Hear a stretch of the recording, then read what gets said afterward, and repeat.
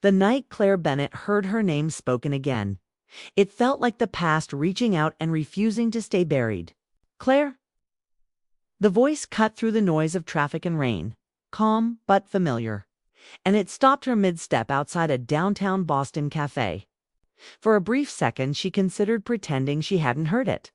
5 years was a long time. Long enough to rebuild a life. Long enough to believe some doors were closed forever. But she turned anyway. Daniel Harper stood a few feet away, hands tucked into his coat pockets, looking exactly like the man she once planned a future with and nothing like the stranger she expected. His hair was a little shorter, a little grayer. His face held lines that weren't there before. But his eyes were the same, steady and searching, as if he was still trying to understand something he never quite solved. They stared at each other while people passed between them. Umbrellas brushing shoulders, cars splashing water onto the street. The city didn't pause for reunions. It never did. "I didn't think I'd ever see you here again," Daniel said. Claire forced a breath. "I could say the same." It was strange how easily words came, even when emotions didn't. She remembered how silence had once filled every room they shared. Now even small talk felt heavy. The rain grew stronger, and without thinking, Claire stepped back under the cafe awning. Daniel followed. That small movement, standing close, without touching, felt louder than any argument they'd ever had. Inside, the cafe was warm and crowded. The smell of coffee wrapped around them, pulling memories to the surface. They chose a small table near the window, more out of habit than intention. Claire noticed Daniel waited for her to sit first, the same way he always had. Some things never changed. They talked about safe topics, work, the city, how much the neighborhood had grown. Each sentence moved fast, like they were both afraid that slowing down would invite something neither of them was ready to face. Claire spoke clearly, carefully. She didn't want him to hear the ache she thought she'd outgrown. Daniel listened the way he always had, leaning slightly forward, eyes focused, as if nothing else mattered. That was part of what made this hard. He had always been present, even when he didn't know how to show it the right way. A pause settled between them, thick and unavoidable. "You look well," Daniel said. "So do you," Claire replied, even though well didn't fully explain either of them. She noticed his hands shaking slightly as he lifted his coffee cup. Daniel had never been nervous before. That used to be her role. "There's something I've wanted to ask you," he said, setting the cup down untouched. Claire's heart tightened. She nodded. "Okay." Daniel hesitated, his jaw tightening as if he was bracing himself. "Did you ever stop loving me?" The question landed hard, simple and direct, exactly like him. Claire didn't look away. She didn't rush to answer. 5 years ago, she would have filled the silence with explanations. Now she'll let it breathe. She remembered the early days of their marriage, the easy laughter, the quiet comfort of knowing someone would be there at the end of the day. She remembered how love slowly turned into routine, and routine into distance. How they both tried, but not in the same way, not at the same time. "No," she said finally, "I didn't." Daniel's shoulders dropped, just slightly, like he'd been holding something heavy for too long. "But loving you," Claire continued, her voice calm but firm, "didn't mean I could stay." That part mattered.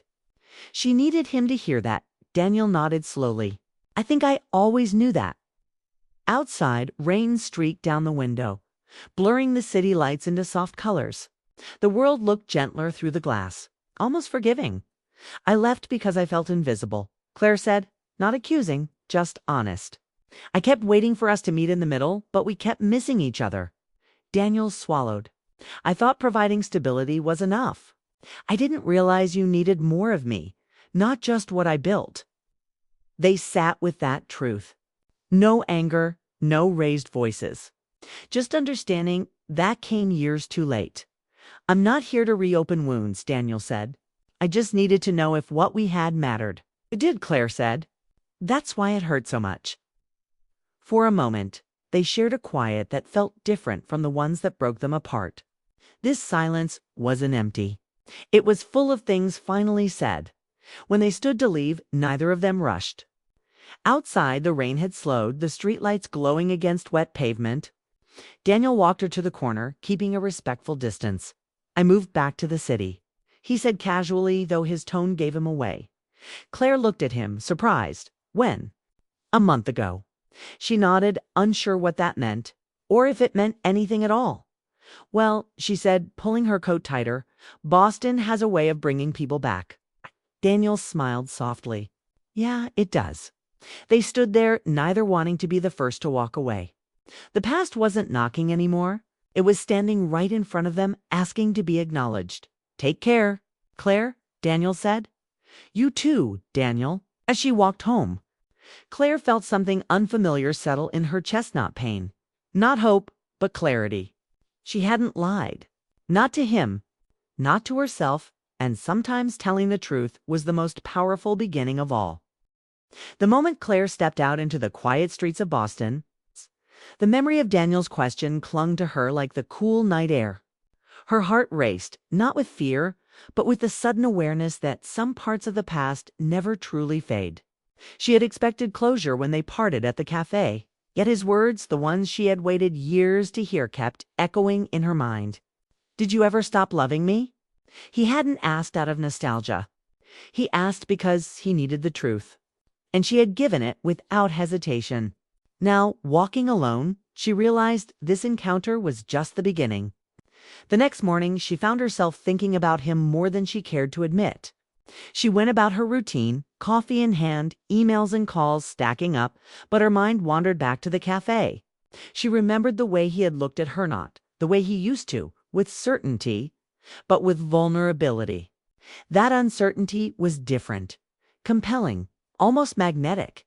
It reminded her of why they had fallen in love in the first place. The quiet moments before the mistakes, before the distance grew. Later that week, she received a text from Daniel. It was simple, just 3 words. "Can we talk?" Claire stared at the message, her fingers hovering over the screen. Part of her wanted to ignore it, to protect the life she had painstakingly rebuilt. Another part, an older, softer part, wanted to see him again. She replied, "Okay, when?" They agreed to meet at a small park near the river. A neutral place where the sound of water and the whisper of leaves could make conversation easier. When Claire arrived, Daniel was already there, pacing slightly, his coat pulled tight against the brisk air. He stopped when he saw her, a small, almost hesitant smile playing on his lips. They didn't hug or shake hands. Instead, they sat on a bench and let the city breathe around them. The river reflected the morning light, the waves moving steadily as if reminding them that life continued whether they were ready or not.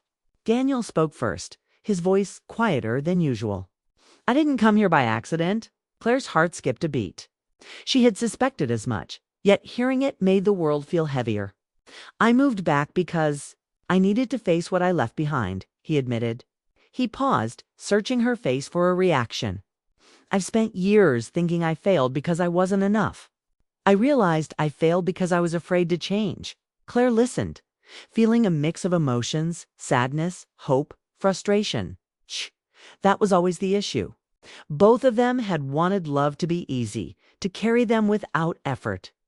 And now, years later, they had the chance to face it honestly. She looked at him, noticing the lines on his face, the way he carried a lifetime of regret, and realized how much they had both grown. "I'm not asking for another chance," Daniel said, his voice steady but tinged with vulnerability. "Not tonight. I just needed to know if what we had was real. Or if I imagined it." Claire took a deep breath. The honesty in his words broke through the careful wall she had built around her heart.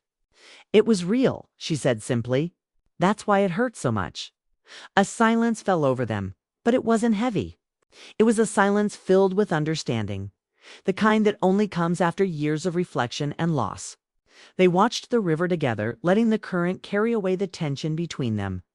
Neither spoke for a long moment, and yet, in that quiet, they felt more connected than they had in years.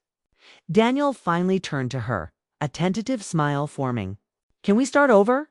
As strangers?" he asked. Coffee, conversations, no promises, no expectations.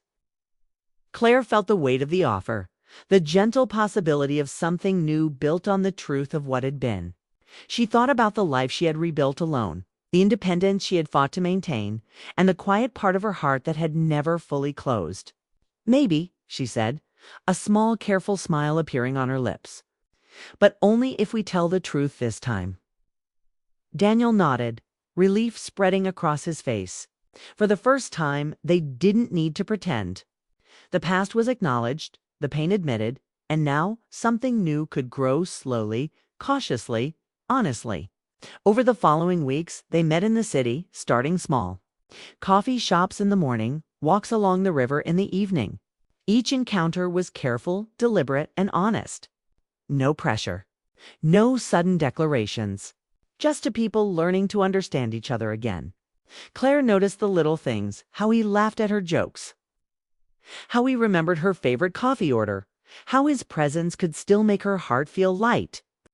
Daniel noticed how she had grown stronger, how she carried herself with confidence, and how her eyes could still find him in a crowd without needing to look for him. One evening, as they sat on a park bench watching the sunset, Daniel spoke softly. "I used to think love was enough, that if we loved each other, nothing else mattered. I see now how wrong I was. Love isn't enough if you don't communicate, if you don't grow together." Claire nodded, understanding perfectly. "I needed to learn that too," she said. "I had to learn how to love myself before I could ever love anyone else fully." They fell into a rhythm of honesty and trust, rebuilding a connection from the fragments of their past. Every conversation revealed new layers, old dreams, old regrets, old fears. They shared laughter and silence alike, discovering the parts of each other that had changed and the parts that remained the same. Months passed, and their friendship deepened into something richer. There was no rush, no need to fill the spaces with promises or guarantees. Just a mutual understanding that the past had shaped them, but it didn't define them. Daniel had returned not to reclaim what was lost, but to find clarity. And Claire realized she had returned to herself in the process. One evening, after a long walk along the river, Daniel stopped and looked at her, the city lights reflecting in his eyes. "I don't know what the future holds," he admitted, "but I do know that I don't want to face it without knowing we're honest with each other." Claire smiled, feeling the truth in her chest. "Then we'll take it one step at a time," she said. "No pretending. No hiding. Just honesty." For the first time in years, they walked together without the weight of the past pressing down. The air was crisp, the city alive around them, and the sense of possibility hung in the quiet between their words. The question had been asked, the truth had been told, and now something new, something real could begin. Claire realized that love, when combined with honesty and patience, had the power to heal even the deepest wounds. And sometimes, returning to someone from the past didn't mean repeating mistakes, it meant facing them, understanding them, and creating a bond stronger than before. As they reached the bridge overlooking the river, Daniel stopped and took a deep breath. "Thank you for being honest," he said quietly. Claire met his gaze. "And thank you for asking," she replied. It wasn't a promise of forever. It wasn't a declaration of love reborn. It was simply acknowledgement to people meeting again, choosing to be truthful, and letting whatever comes next unfold naturally. The night settled over Boston, quiet but alive. Claire walked home with a sense of calm she hadn't felt in years. She didn't know what the future held with Daniel, but for the first time in a long time, she felt certain of one thing: honesty could open doors no one else could. And sometimes the bravest thing was simply facing the truth. And as she turned to look back at the river, she saw him standing there, watching the city lights shimmer on the water, and she knew the story wasn't over. It had only just begun.